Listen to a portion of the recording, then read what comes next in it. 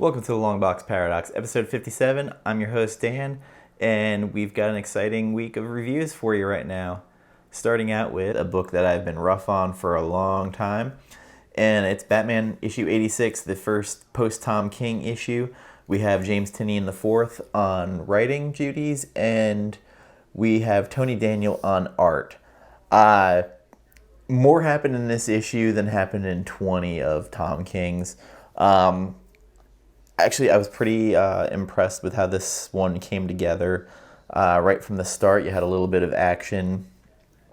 We got a lot of Batman's inner dialogue talking about with him and Alfred when he was younger.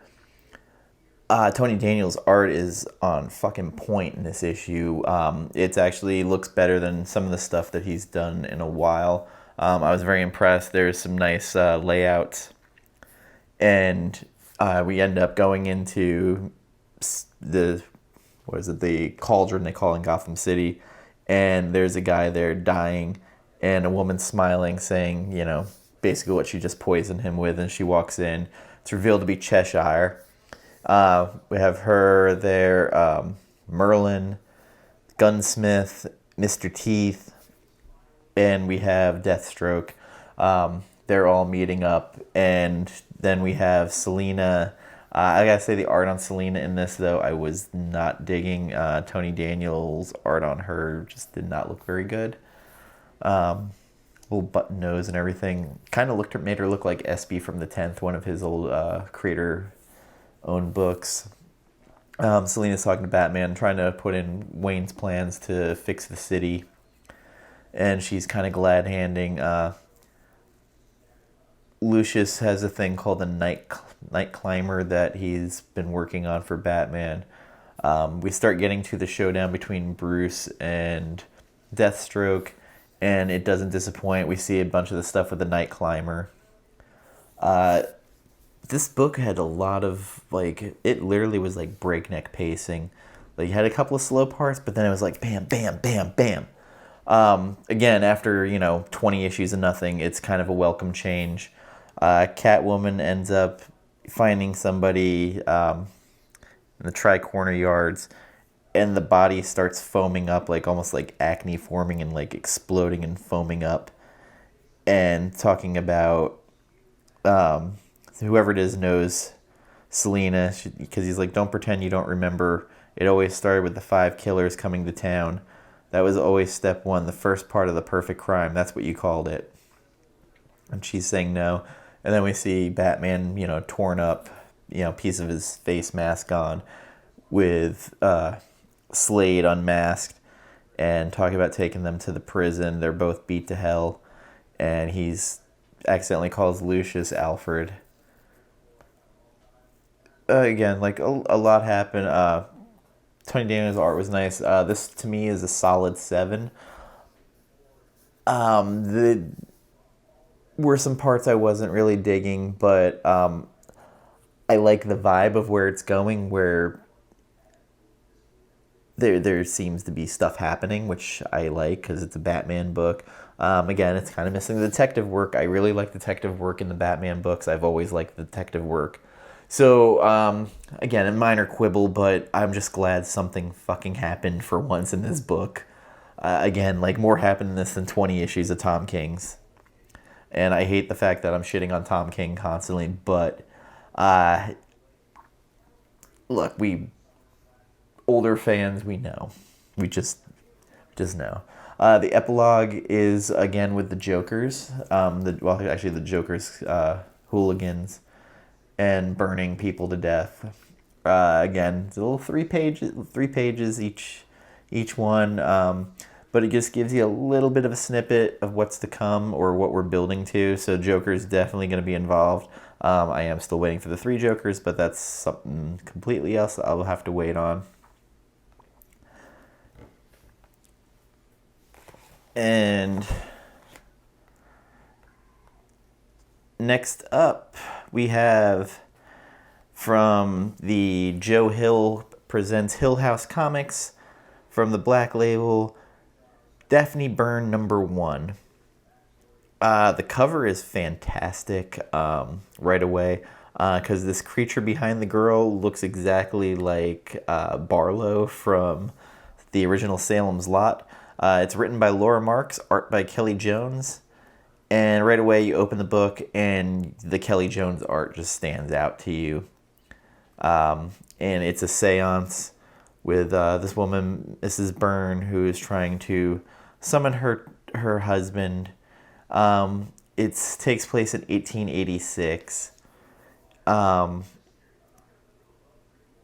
Again, we have, just like in Dollhouse Family, horrible girls taunting Daphne Byrne, who, she's lost her father, and she's kind of withdrawn a little bit. And the kids keep teasing her. She's like, "Don't cry. Pretend you don't hear them. You didn't hear them. If they see you cry, they'll never stop." And she's visiting her father's grave. Her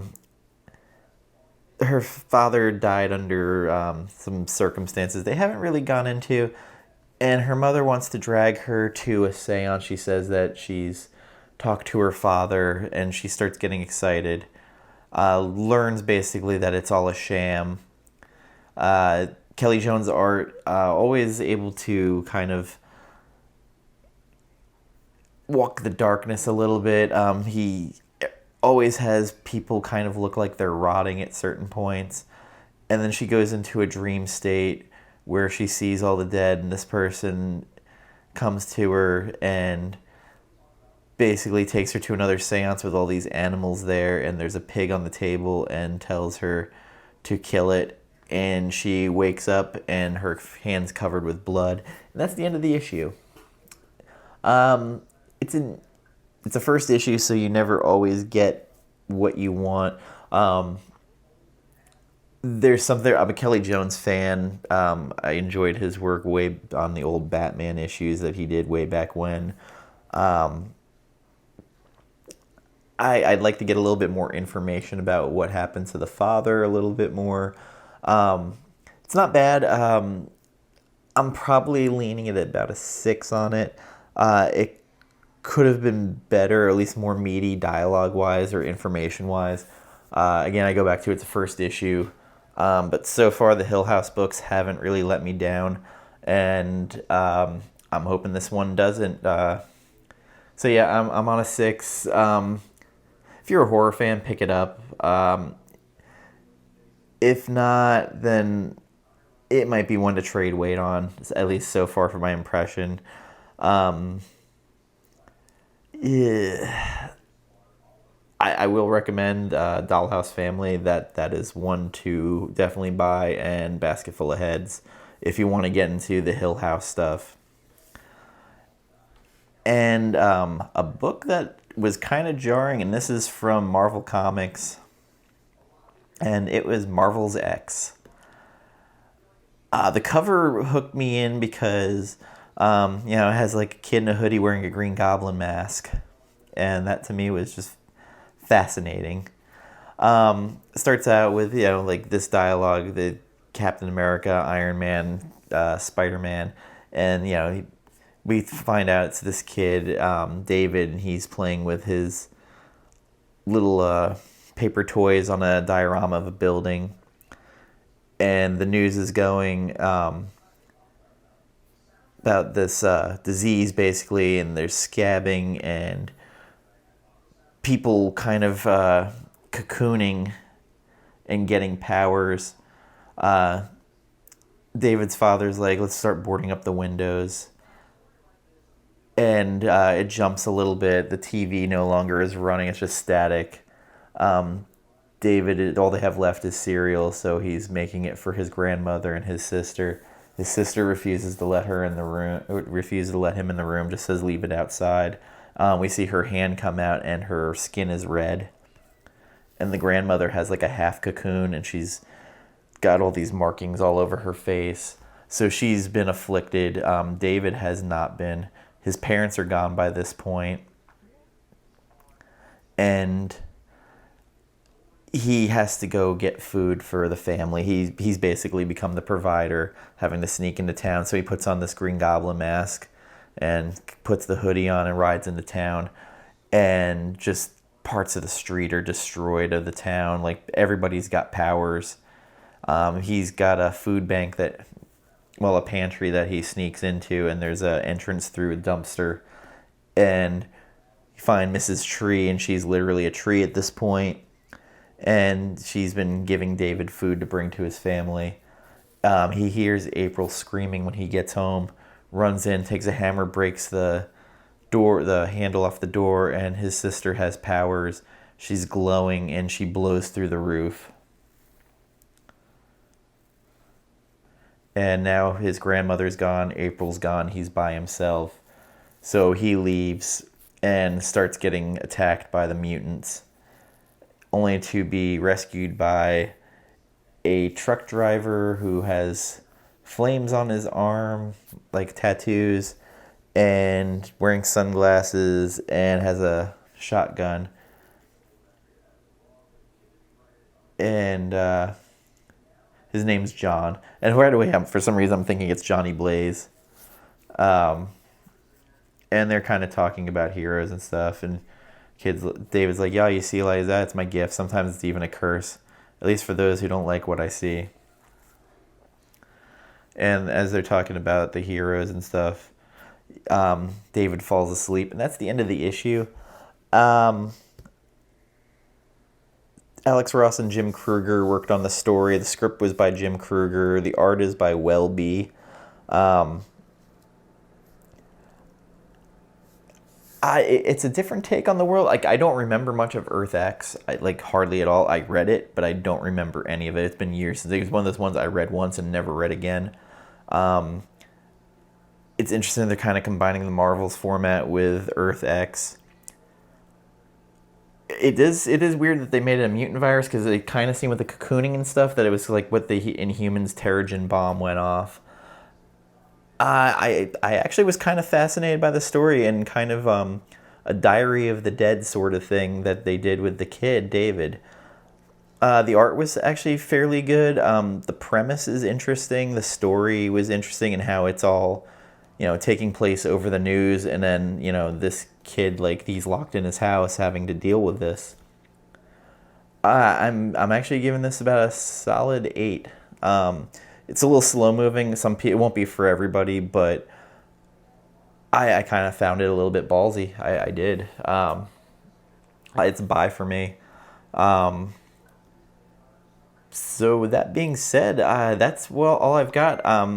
I tried reading the Clock by Top Cow, Matt Hawkins, and Colleen Doran, and I hate to say this, but it was just so much dialogue. I started drowning in it. The premise sounded interesting. I'm probably gonna try and give it another go, but my eyes just started glazing over as I was reading it.